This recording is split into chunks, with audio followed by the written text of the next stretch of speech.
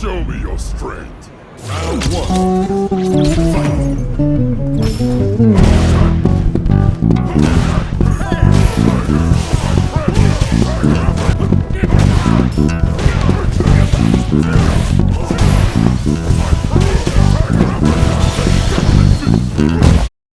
Hey everybody, this is Cavendish here, and they call me that because I'm out here 3xing your knowledge on Street Fighter 6. Today, we have Emo Sagat here to deliver a special message.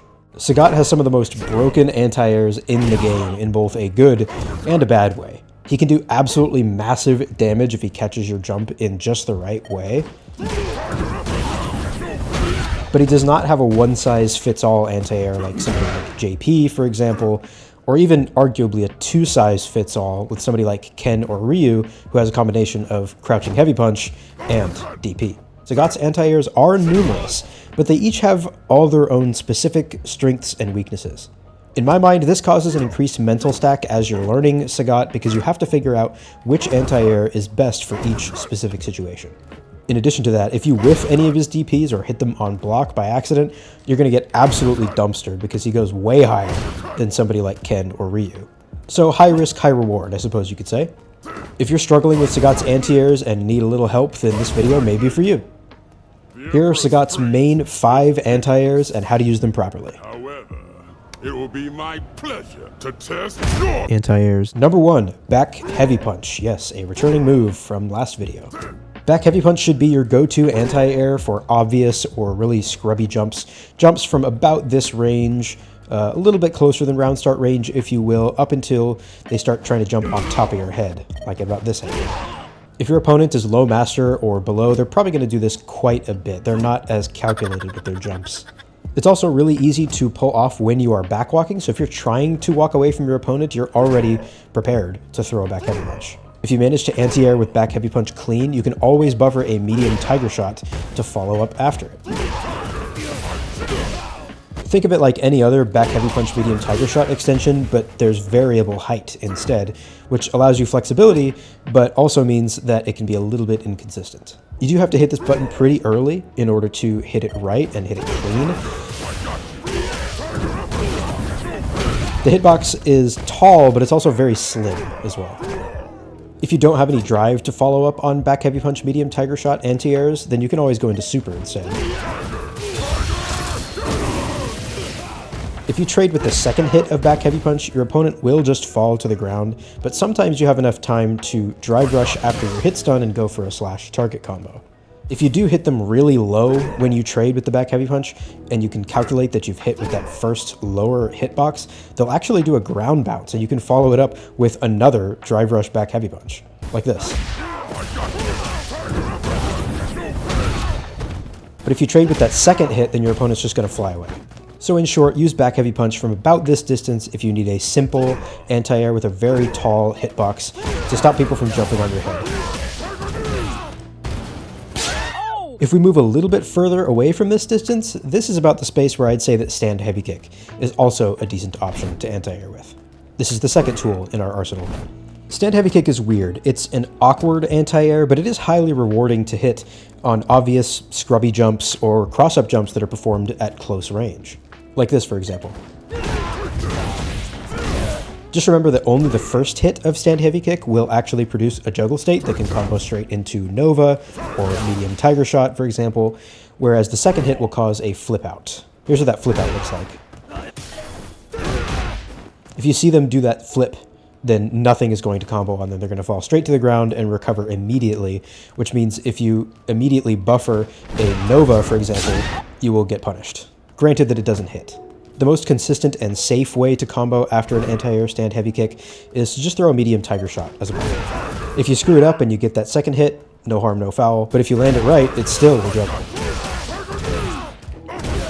I know I mentioned that the second hit of stand heavy kick usually causes a flip out, but there are exceptions to that rule, one of them being Honda here. Moves that cause a forced knockdown state can still be juggled after the second hit of stand heavy kick. So if you cause Honda to, say, fall into the top part of your hitbox on stand heavy kick, even the second hit, it still will lead to a conversion if you time it correctly.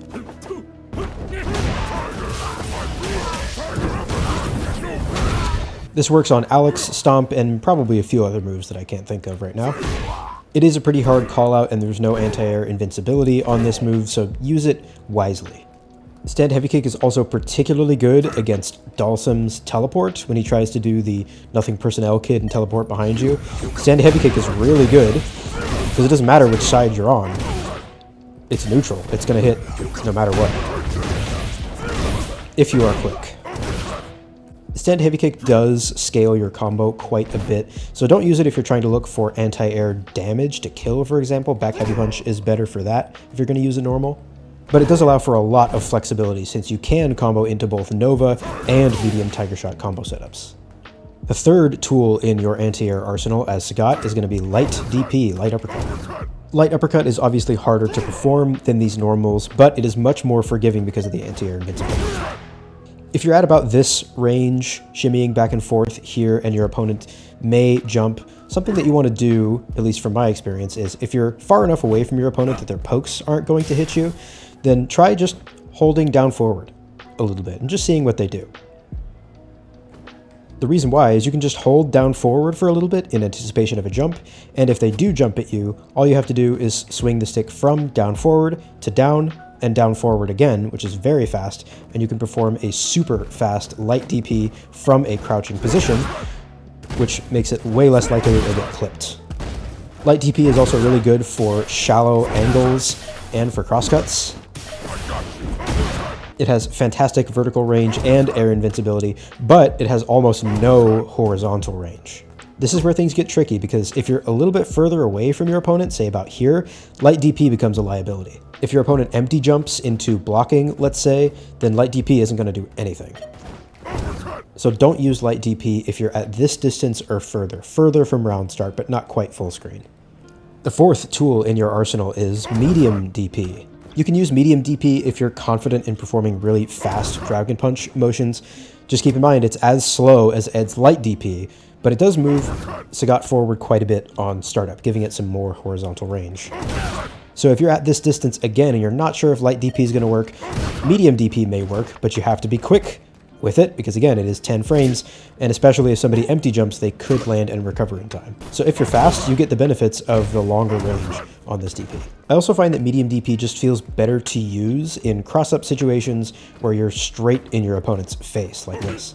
The motion just feels a little bit more natural to perform than light DP sometimes. Throwing out moves like this to fake your opponent out can bait jumps, so use really low recovery moves like stand medium punch or jab or light kick, for example, at about this distance where it's possible for you to recover in time with a DP. For some reason, the locking down of my character during the animation of that move allows me to just input that DP motion better for some reason. Try it out. This is something that Broski has talked about, and I'm going to reinforce it. It's important to just do less if you feel like you're having trouble anti-airing, because the more stuff that you do to preoccupy your time throwing buttons out, the less time you have to be able to throw out DPs. And finally, Sagat's final anti-air worth considering, high kick. As you probably know, high kick is really, really slow, but if it does manage to come out, the hitbox is really favorable to you. It's gigantic, it hits really high, and there's even a disjoint around his toes. It also moves Sagat forward a lot from about round start distance here to just outside of throw range. So keep that in mind when you're calculating your opponent's jump trajectory. Use this as an extremely hard call out from people who like to jump at you from full screen in anticipation of a fireball, for example. And after you land this high kick, you can always follow up for Oki with a knee. Does your opponent's corner defense look a little something like this? Well, high kick is really good for that.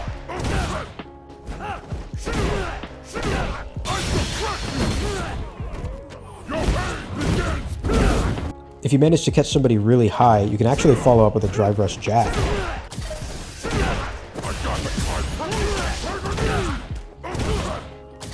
Does your local Jamie player do this all day, every day? Well, high kick is really good for that too. So in general, when you anticipate a jump from your opponent, just make a mental note of which anti-air you plan to use based on your spacing. Light DP, or maybe back heavy punch here, stand heavy kick, and maybe back heavy punch here, maybe still light DP. As you get further, start thinking medium DP and high kick instead. As you're learning Sagat, in order to reduce some of that mental stack, just pick an option at any one given time and commit to it unless the situation changes. The true skill is being able to switch which one you plan to use on the fly and respond to different jump-ins with the correct choice each time. Once you're able to read the situation to the point that you can use the correct anti-air every time, that's how you know you will have learned Sagat's anti-airs to a T. That's about it from me, though. Just a little video here on Sagat's anti-airs because they've been on my mind lately. In any case, if you liked the video, leave a like below. If you disliked it, that's your prerogative. You can leave a dislike, but regardless, leave a comment in the comment section. Let me know what you thought. Give me your thoughts, your opinions, your perspective, and hopefully I will see you in the next one.